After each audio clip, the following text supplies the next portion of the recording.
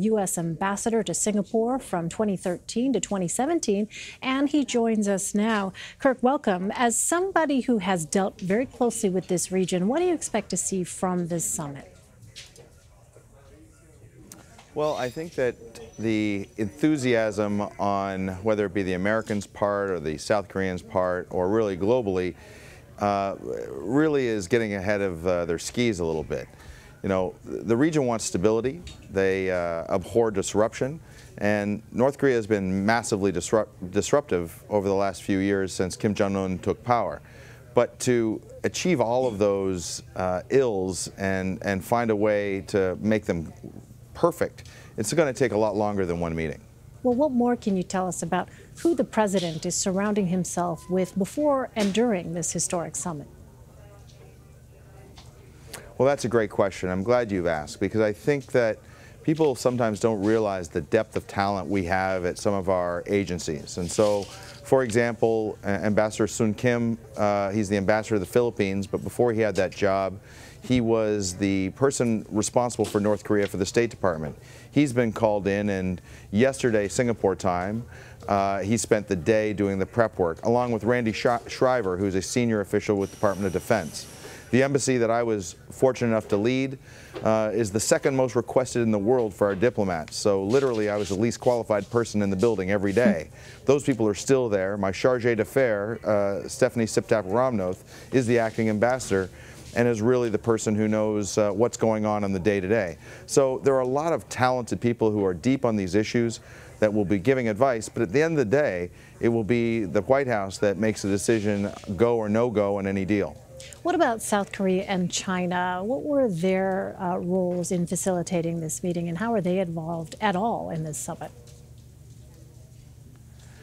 Well, I think that you've seen the gravitational pull that China has as this meeting started being planned and then coming unraveled, and then again getting back on track.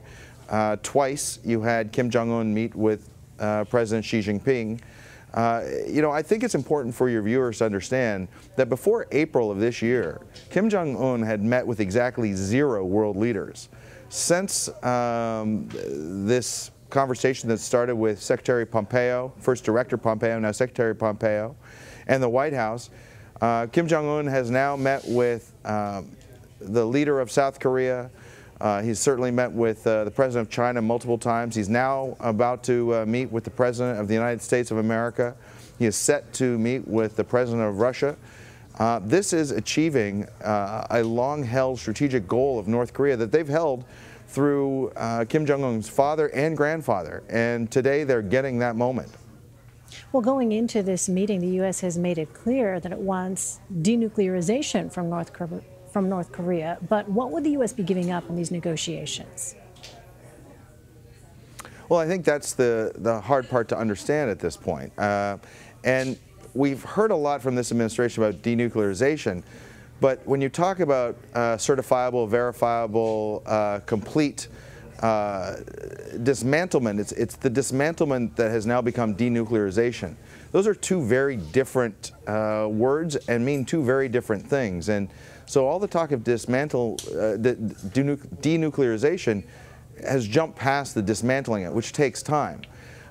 My concern is, of course, that we have, together with the global community, put maximum pressure on North Korea, which has got them to this point.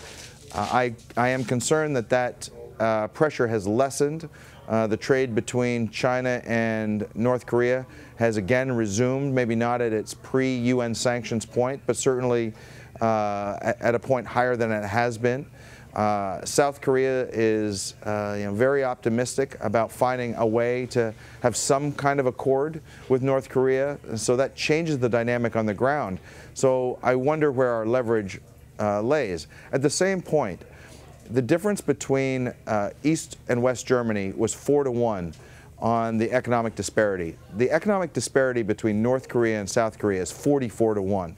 There's a huge need to help the people that are starving there and been treated just as bad as any people in the world by Kim Jong Un. So lessening the economic levers and the sanctions would have a huge effect on the people of North Korea. What about the United States withdrawing possibly its troops from South Korea? If that were to be a concession, how would that impact the region? From everything I've heard, that's not on the table. That's a conversation that would happen between the Republic of Korea and the United States. North Korea has no say in that matter. China has no say in that matter.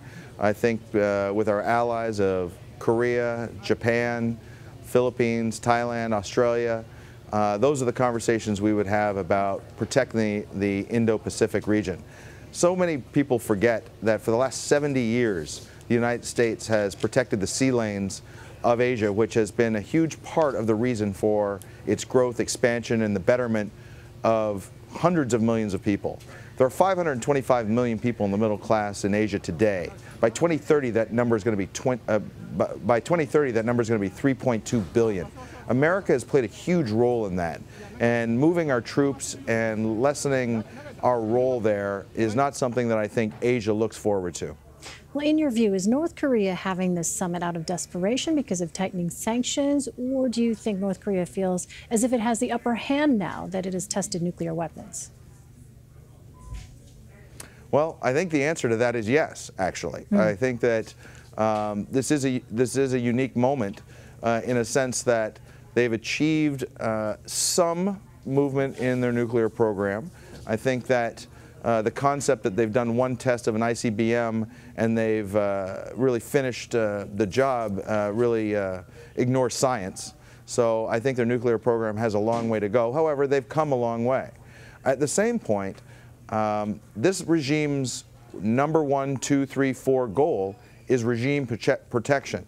And the pain that's causing on the ground of everyday North Koreans, while more information is getting into them, I think has also ratcheted up the pressure. So I think this is a moment that there's a confluence of the two sides of your question. All right. Former U.S. Ambassador to Singapore, Kirk Wagar, thanks very much for your time. Thank you, Elaine.